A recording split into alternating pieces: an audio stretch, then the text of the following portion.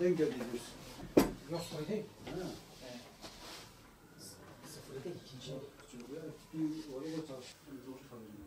Doğru kadar. Doğru kadar.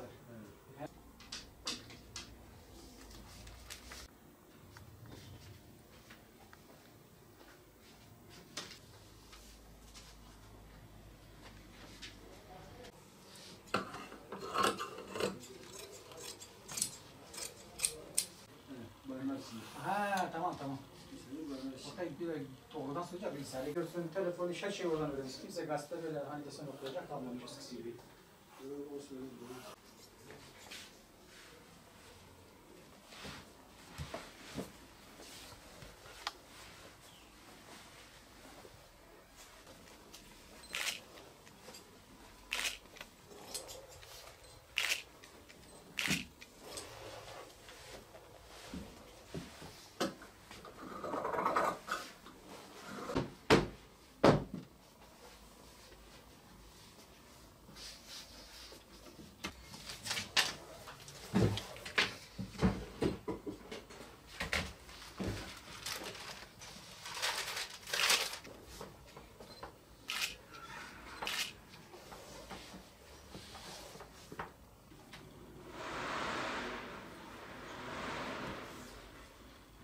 Şıma uygun mu? Niye uygun olmaz? Aynı seninkinden olsun. Seninkinden olsun. Tamam.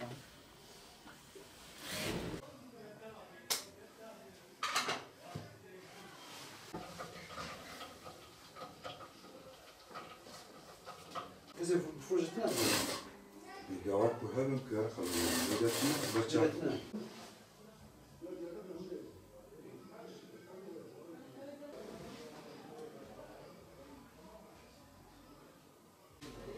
Nasıl mı bakıyor?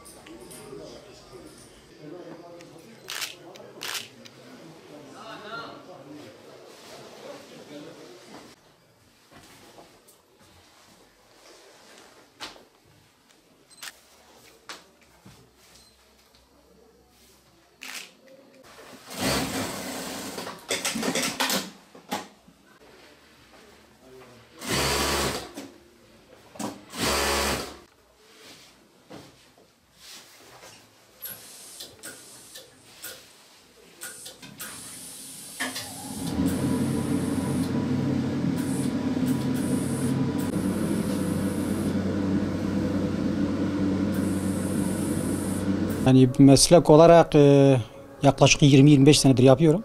Ama burada bulunmam 10 seneyi buluyor, 15 seneyi buluyor. Burada pantolon dikiyoruz, gömlek dikiyoruz. Yeri geldiği zaman şalvar da dikiyoruz. Öyle devam ediyorum. Yani işler diğer senelere oranla neredeyse %100 düşüktür.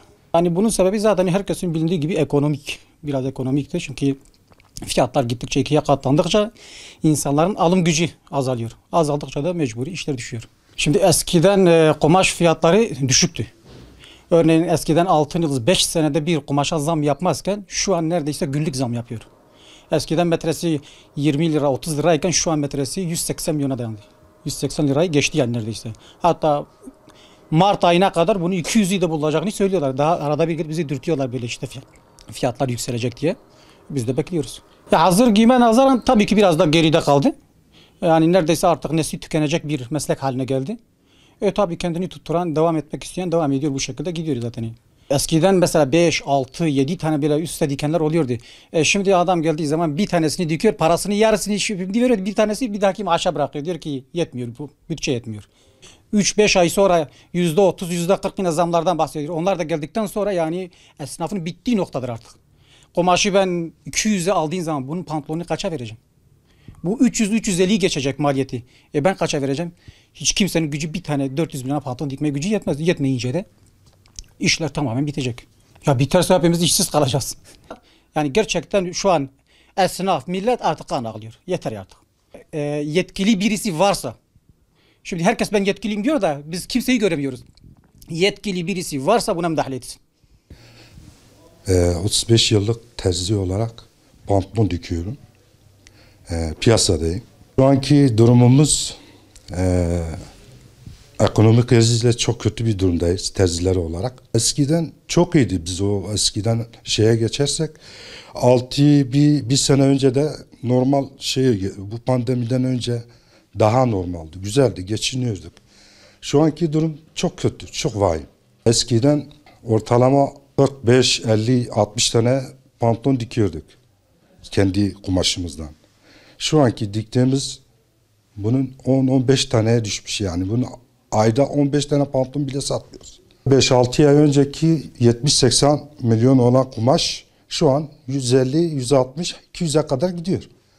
Bunu alsak bu millet nasıl bir pantolonu 350 milyona dikmem gerekir.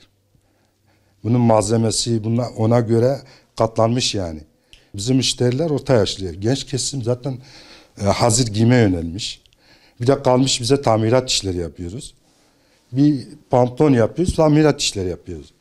Bunun dışında başka bir şey yok. Terzide sonu gelmiş gibi görünüyor yani. Bu zamlar öyle devam ederse biz de kapatıp işsizler kervanına gireceğiz. Bu yetkililerden bir önlem almasını istiyoruz. 19 yaşındayım. Okul açık öğretimde bitirdim. Şu an düz lise. Düz lise olsa liseyi bitirdim. Şu anda 6 yıl babam yanında çalışıyorum. İşler son zamanlarda kötüye doğru gitmeye başladı. Artık yapacak bir şey yok. Yani böyle devam ederse bırakmak zorunda kalırım diye düşünüyorum.